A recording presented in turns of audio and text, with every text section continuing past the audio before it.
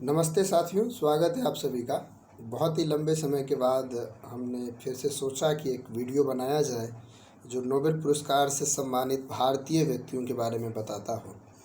बहुत ही महत्वपूर्ण टॉपिक है ये, शायद आप सभी जानते हैं इसके महत्व को, और हमें लगता है कि हमें अधिक बताने की आवश्यकता नहीं है क्योंकि इनके बारे में आप लोगों को बहुत ज़्यादा जानने की ज़रूरत है। जैसे कि हर पर्सनैलिटी जो जिनको नोबेल पुरस्कार मिला है, आप उनके जीवन से बहुत सारी चीज़ें सीख सकते हैं।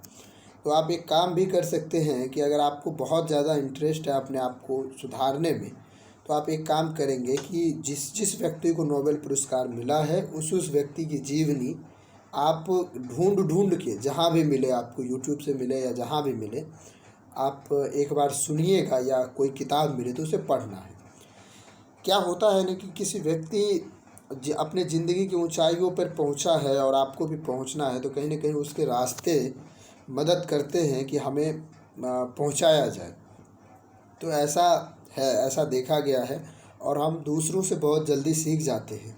ऐसा एक कहावत भी है कि हम लोग हर चीज़ अपने ज़िंदगी में करके ही नहीं सीख सकते हैं, क्योंकि हमारे पास समय बहुत कम है। इसलिए जो व्यक्ति बहुत बड़े बड़े हुए हैं उनके विचारों को अपने अंदर लाकर हम खुद को बड़ा कर सकते हैं, बड़े नज़रिए से देख सकते हैं और समझ सकते हैं कि दुनिया किस तरीके से चलती है।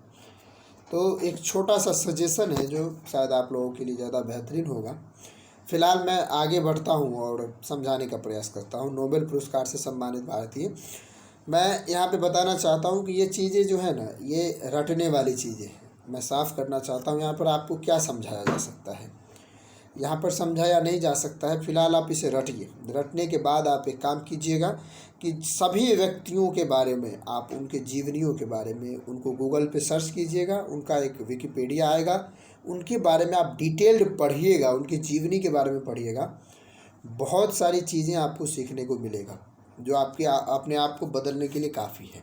तो हम आज क्या देखने वाले हैं? नोबेल पुरस्कार से सम्मानित भारतीय व्यक्ति, और मेरा नाम है बलराम बिहारी। तो चलिए आगे बढ़ते हैं।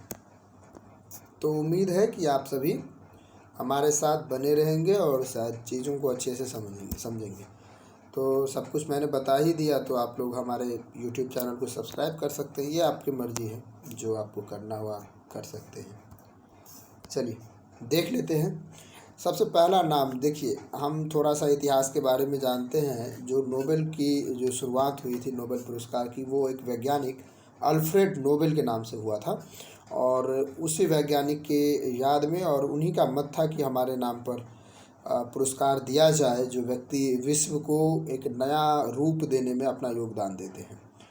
तो चाहे वो किसी भी दिशा में दे रहे हो, जैसे साहित्य में दे रहे हो, विज्ञान में दे रहे हो, शांति में दे रहे हो, कोई भी ऐसा काम जो समाज में क्रांति ला रहा हो, तो उस व्यक्ति को सम्मानित किया जाए। ऐसा नोबेल पुरस्कार जिसके नाम पे चलाया जाता है, अल्फ्रेड नोबेल का विचार था, और उन्हीं विचारों को आगे करते हुए एक संस्था बन गई है आजकल, नोबेल पुरस्कार संस्था, जो इस पर काम करती है। ठीक है, तो थोड़ा सा इसके इतिहास के बारे में जान लेते हैं। हम लोग जानते हैं कि हमारा देश जो है सो एक राजतंत्र से उभरा हुआ देश था, और उसी बीच अंग्रेज़ों का शासन भी आता है, और फिर धीरे धीरे हम लोग अंग्रेज़ों से मुक्ति की ओर आगे बढ़ते हैं, और फिर हमारे देश में बहुत सारी चीज़ों का विकास होता है। साहित्य का विकास होता है, विज्ञान का विकास होता है, क्योंकि हम लोग उपनिवेशिक भारत में इन चीज़ों का विकास नहीं कर पाते हैं, क्योंकि हमारे पास शक्ति नहीं होती है, सरकार हमारी नहीं होती है, कोई और हमारे ऊपर शासन करता रहता है। तो कहने का मतलब ये है कि जैसे जैसे हम लोग आज़ादी की तरफ, मूवमेंट की तरफ बढ़ रहे थे, वैसे वैसे हमारे देश में छोटे तबके के लोगों, बड़े तबके के लोगों का विचार उभरा। उन्होंने अपना राजनीतिक वर्चस्व कायम किया और बहुत सारे कारनामे किए। उन्हीं कारनामों में से ये सब कारनामे भी हैं। तो सबसे पहले रविंद्रनाथ टैगोर, जिसमें मैंने एक वीडियो में मैंने बताया था कि रविंद्रनाथ टैगोर जी को गुरुदेव भी बताया जाता है, कहा जाता है। और रविंद्रनाथ टैगोर पहले व्यक्ति हैं जो 2 देशों के राष्ट्रगान लिखे हैं। एक अमर सोनार बांग्ला, जो बांग्लादेश के राष्ट्रगान हैं, और अपने भारत देश की जनगण मन। तो रविंद्रनाथ टैगोर जी को नोबेल पुरस्कार दिया गया साहित्य के क्षेत्र में, और उनका साहित्य का नाम था गीतांजलि, और वर्ष 1913 में दिया गया। ठीक है, याद रखना है, वर्ष 1913 ये वही साल है जब कांग्रेस में राष्ट्रवाद की भावना बहुत ज़्यादा जन्म ले रही थी और राष्ट्रीय चेतना का प्रसार हो रहा था। दूसरी तरफ 1905 बंग भंग आंदोलन चल रहा था, अंग्रेज़ों के खिलाफ बहिष्कार आंदोलन चल रहा था। और बाद में बंग भंग आंदोलन के बाद, बहिष्कार आंदोलन के बाद बंगाल विभाजन के प्रस्ताव को वापस कर लिया गया।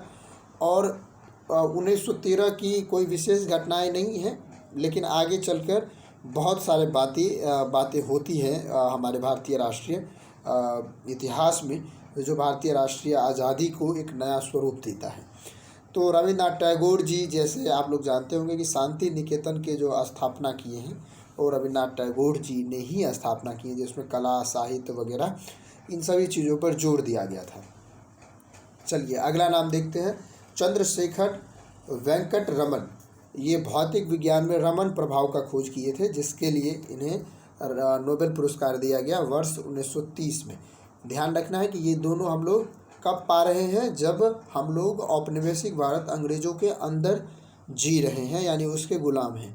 तो यह बात बहुत ज़्यादा हमारे युवाओं में प्रसार भी हुआ कि हम लोग अब आगे बढ़ रहे हैं, भारतीय में भी ताकत है, वो अपने दम पर बहुत बड़े बड़े कारनामे कर सकते हैं, वो नोबेल पुरस्कार भी ले सकते हैं, हमें आज़ादी दे दो, हम देश भी चलाएंगे। ऐसी भावनाओं का प्रसार कहीं न कहीं इन चीज़ों से भी हुआ है। अगला नाम है हरगोविंद खुराना।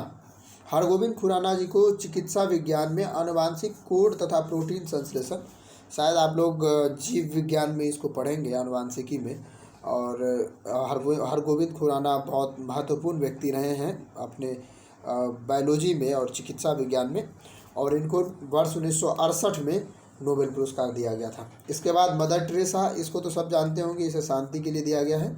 मदर टेरेसा कहने का मतलब ये है कि ये शांति के क्षेत्र में, जैसे बच्चों को अपना प्रेम देना, उनको बहुत सारी चीज़ें सिखाना, तो इन चीज़ों के लिए मदर टेरेसा जी उल्लेखित हुई। आगे चलकर बाल बचाओ आंदोलन करके कैलाश सत्यार्थी जी हैं, उन्हें भी शांति के रूप में देखा गया है और बच्चा को प्रोत्साहित करने के लिए मैं आगे इसको बताऊंगा। एस चंद्रशेखर भौतिक विज्ञान में नक्षत्र के प्रभाव को बताने के लिए वर्ष 1983 में इन्हें दिया गया नोबेल पुरस्कार। तो 1913, 1930, 13 से 30, 68, 79 और 83। ठीक है, चलिए अगला है अमर्त्य सेन।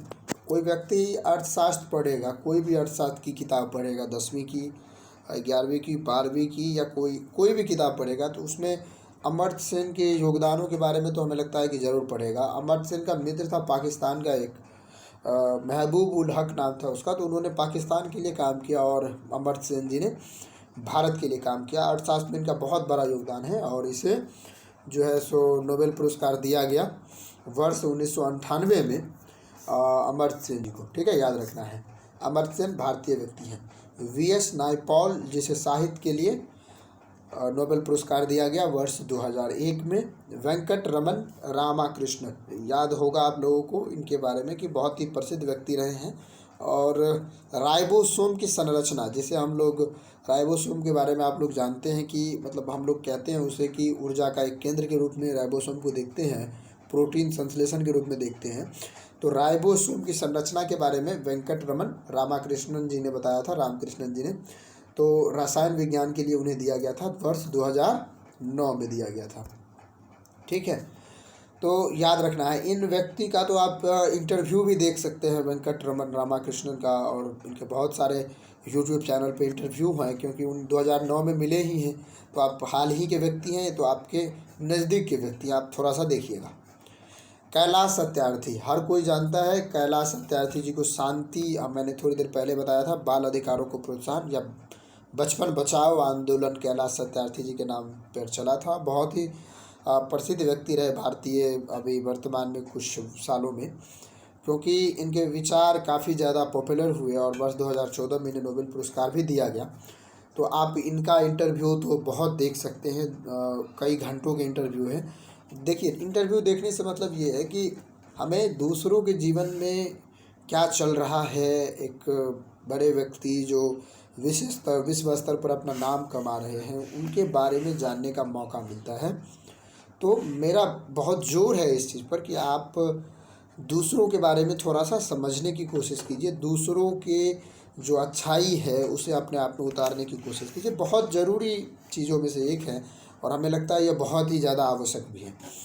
इसके बाद है अभिजीत विनायक बनर्जी, इसे वर्ष 2019 में नोबेल पुरस्कार दिया गया वैश्विक गरीबी को कम करने के लिए किए गए प्रयासों में। तो आपको थोड़ा सा अगर मालूम हो, कोई भी इकोनॉमिक का लड़का होगा, अर्थशास्त्र का, तो उन्हें मालूम है कि भारत जो है लगातार गरीबी के ऊपर काम कर रहा है। जहां 2005-06 में भारत में लगभग 52% के आसपास गरीबी, एक रिपोर्ट है, मैं थोड़ा सा बता ही देता हूँ।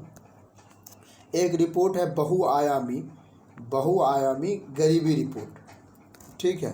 कोई भी पढ़ेगा तो उसे मालूम है, जिसे हम लोग MPI कहते हैं, मैं शॉर्ट फॉर्म बता रहा हूँ।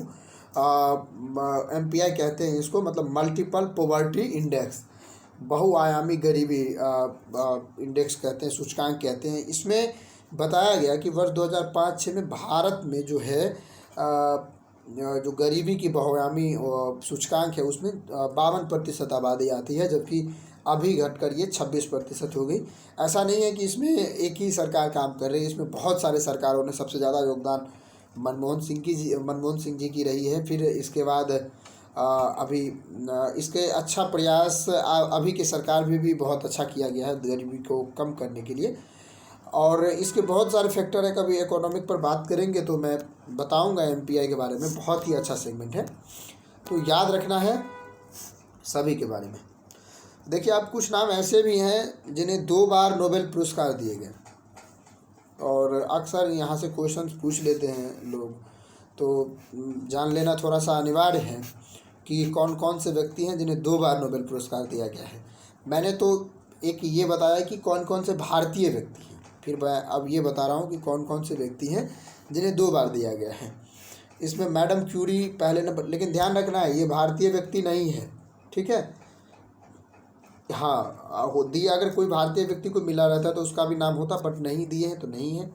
तो सबसे पहला नाम है मैडम क्यूरी, सब कोई जानता होगा। भौतिकी में रेडियो सक्रियता की खोज के लिए 1903 में दिया गया था। आज जो हम रेडियो से चलते चलते टेलीविज़न, और टेलीविज़न से चलते चलते फ़ोन, और फ़ोन से चलते चलते इंटरनेट पर आ गए हैं, तो ये सभी कहीं ना कहीं रेडियो सक्रियता की वजह से हो पाया है, ठीक है। तो रेडियो सक्रियता की खोज और रेडियम, इन दोनों की खोज के लिए 2 बार इन्हें नोबेल पुरस्कार दिया गया, वर्ष 1903 और वर्ष 1911 में। लिनस पॉलिंग रसायन विज्ञान के लिए दिया गया, और रासायनिक बंध से संबंधित के लिए दिया गया 1954 और 1962 में। जॉन बार्डीन भौतिकी में ट्रांजिस्टर इफेक्ट की खोज किया इन्होंने, और फिर अति चालकता का सिद्धांत 1972 में दिया था, उनके लिए दिया गया। तो Madame Curie, Linus Pauling, John Bardeen और फ्रेडरिक सेंगर रसायन विज्ञान के लिए इन्हें भी दिया गया, जिसमें इंसुलिन, प्रोटीन की संरचना, न्यूक्लिक अम्ल सीक्वेंसिंग, इसके लिए दिया गया। तो ये 4 व्यक्ति हैं जिन्हें 2 बार नोबेल पुरस्कार दिया गया। तो बहुत ही महत्वपूर्ण व्यक्ति हैं, सभी के शायद इंटरव्यूज अवेलेबल है। मैडम क्यूरी के नाम मिले, उनकी जीवनी मिल सकती है, बट इनके इंटरव्यू अवेलेबल है, हिंदी में भी अवेलेबल है, तो आप लोग एक बार सुनिएगा ज़रूर। मेरा मन है कि आप लोग इसको लेकर थोड़ा सा सक्रिय भूमिका में आए, और बहुत सारी शुभकामनाएं आप लोगों को है कि आप लोग पढ़ते चलिए। पढ़ने का उद्देश्य सिर्फ ये नहीं है कि एग्ज़ाम में नंबर लाया जाए, पढ़ने का उद्देश्य यह है कि हम दूसरे व्यक्तियों के जीवन में झांक कर देखें और फिर अपने आप से कंपेयर करें और ख़ुद को खोजें कि हम भी ये कर पाएंगे या नहीं। हो सकता है कि कोई व्यक्ति राइबोसोम की खोज किया है, हो सकता है कि आपको कैलाश सत्यार्थी का जीवन पसंद आ जाए और आप भी कहें कि बचपन बचाना ज़रूरी है, और आप भी आगे बढ़ जाएं, और आपको पता चलेगा कि मैंने एग्ज़ाम की तैयारी कर रहा था और पता चला अचानक कि मैं बहुत बड़े रास्ते पर चल पड़ा हूँ। तो मेरा कहना ये है कि बड़े आदमियों की ज़िंदगियों में झांक के देखना चाहिए। क्या मैं शायद उसके एंगल में कहीं पर फिट बैठ जाऊंगा तो बहुत बड़ी बात है, और होना भी चाहिए। तो थैंक यू ऑल, और शुभकामनाएं हैं आप सभी को मेरा, और जब भी मुझे समय मिलेगा मैं ज़रूर अपडेट रहूँगा। बहुत बहुत धन्यवाद।